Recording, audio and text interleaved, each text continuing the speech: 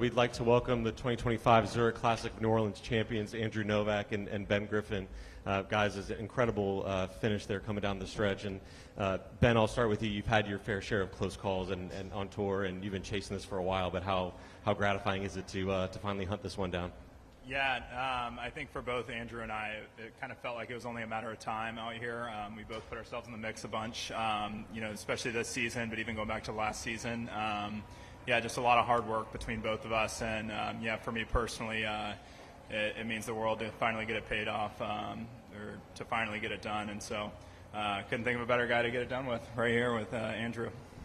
Perfect. And Andrew, coming off the emotion of being in that playoff in Hilton Head last week, how are you able to reset, refocus, and put together another strong performance and get the job done?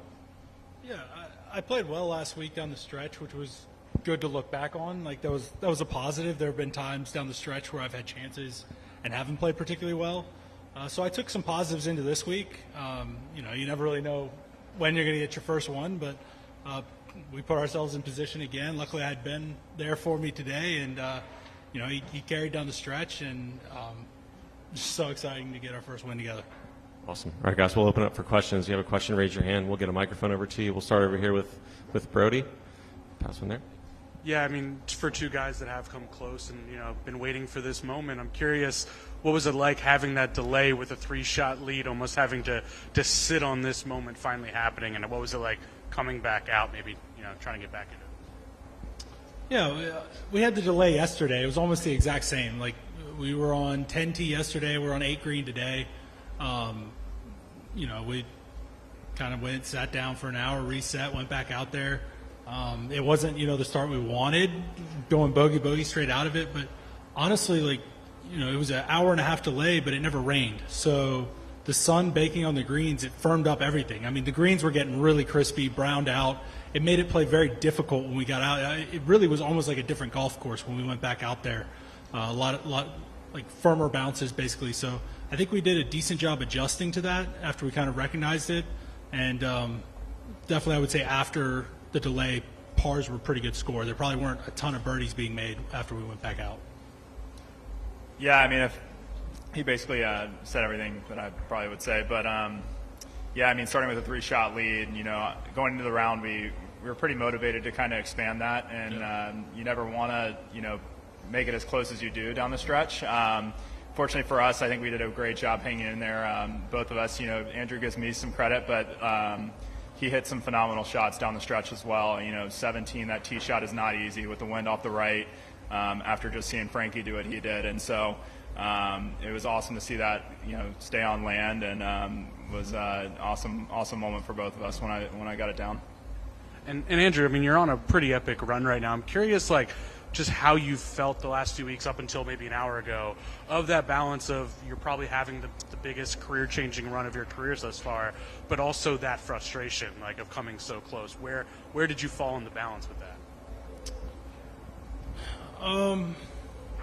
That's a good question. I think I've done a pretty good job not getting overly frustrated with the close shaves.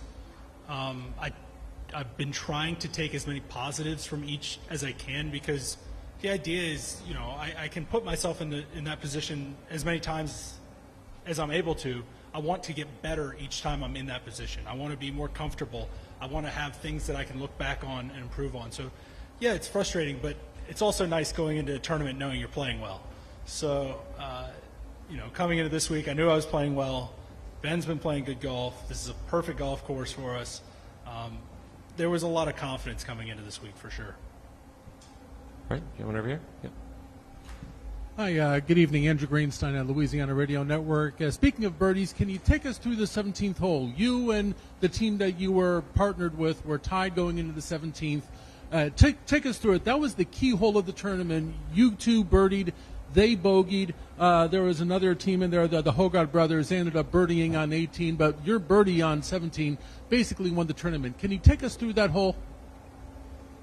Yeah, the tee shot, they moved the tees up. It was 183, tucked pin over there on the left, wind in off the right.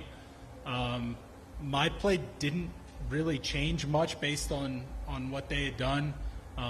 Obviously, I watched him just hit it in the water, but I'm trying to put it out there to the right, let the wind work it back, and basically just work it up the green. It got moving a bit more than I would have liked on the wind, but the way that green kind of sits once it's landing on ground, it probably is going to stay. It was just off the green, but it wasn't a terrible spot to leave it for Ben. That's really a hole where you're kind of just looking to make 3 and go to 18, but Ben had a different idea. Yeah, I mean, super, super proud of Andrew's execution on that tee shot. It's not an easy hole, especially down the stretch. It's a pivotal hole, as we saw. And one of the biggest things, and I've touched on this a couple of times in interviews, is you have to stay aggressive on the PGA Tour until that last putt's hold. And I'm very proud of him for stepping up and taking on that shot and leaving me in a position to, it speaks for itself, the putt, just to get it started and see it drop. That definitely changed the momentum. We could almost feel like, if you go back to 15, the momentum almost switched to Jake and Frankie when, my second shot ended up on the back fringe. Andrew rolls it up, and we have about 5 feet for par. They're sitting with, 8 or 9 feet for birdie. All of a sudden, there could have been a 2-shot swing there very quickly, and I'm proud that I was able to knock that putt in. They obviously missed, and we felt like that was a good opportunity for us to make a statement on the last few. I didn't make the putt on the fringe on 16, but again, Andrew socked up and executed that shot. And then 18, we both did an awesome job of staying aggressive to our targets, put it in the fairway. Andrew hit a great iron in the perfect spot to kind of chip it up the green and make a 5 as easy as possible for us. All right, guys, we're going to go over here on the right. Hey, guys, and Ben, you kind of touched on it with how big and critical that 17, that birdie putt was. Was that kind of almost like that sense of relief, like, oh, all right, we got a little bit of distance, especially since you hit that back 9, you come out of the delay with 2 bogeys, and then it's just a grinding, like, par. Was that kind of the moment where it was like, we can take that breath and maybe we can go in 18 a little more relaxed? Definitely some relief, but more just fired up. I mean, that was huge for us, and I looked over, I made the putt, and all I was doing was looking for someone with a green shirt on because I knew we matched, and sure enough, Frankie was wearing a green shirt, so I almost fist pumped him, and I was like, oh wait, he's the guy who just hit in the water, I probably shouldn't do that.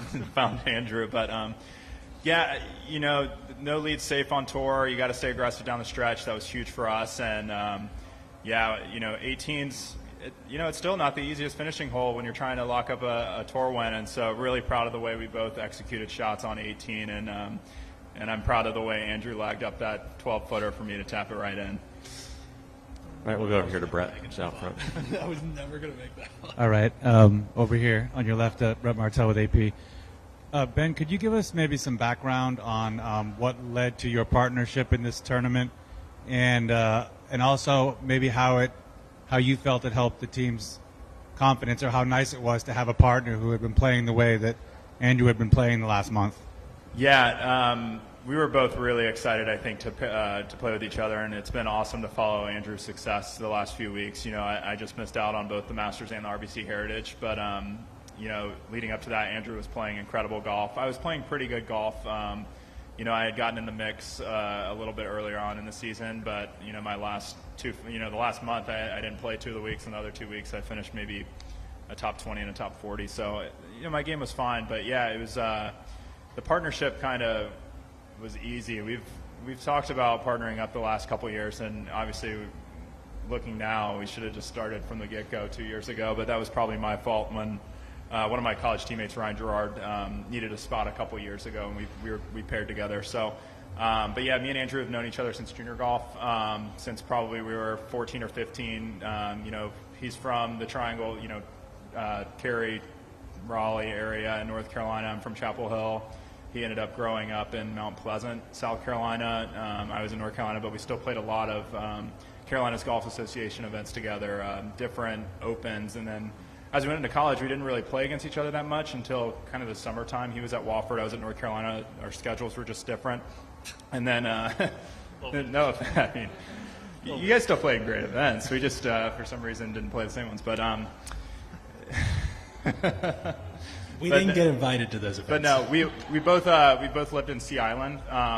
More or less for me, the last 5 years, I just made the move down to Florida, further south. But we played in a ton of money games together in Sea Island. We've trained with the same strength coach, Randy Myers, there for 4 or 5 years.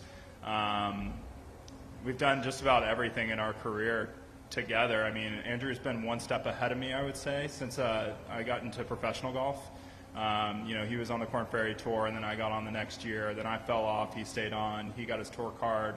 I got on the Korn Ferry Tour and got my PGA Tour card. So I was 1 year behind him, but we kind of made, the same progress together on the PGA Tour. And then, if you look at Andrew on the PGA Tour the last 4 seasons, he's gone from the 126 to 150 category to top 125 to top 100 last year, and now obviously he's in the mix to. I mean, you probably moved to like 5 or 6 now in the FedEx Cup, so it's been really, really cool to see his progress, and I think it's just a full circle moment. Andrew said that earlier of us, sitting up here together, getting our first win. I feel like we've had similar tracks to where we are today. All right, we're gonna go back to Brody up here. Since Ben already broke that down that way, I guess for Andrew then, Ben's talked about before, taking a day job a few years ago and not sure if he keep doing this grind. To then do it together because you've known each other this long, but also to see where he's kind of fought through and your own fight, just kind of, I guess, could you take me through that feeling of doing this together with 2 guys who had to really fight to get here? We've done a lot of work together at home. We've seen each other work. We've seen the time and effort that each other have put in. I think it really is full circle that now we win together. It seems like a movie, really. Like, it seems like a movie script. Like, it's not real, but I mean, it's just perfect how it all came together.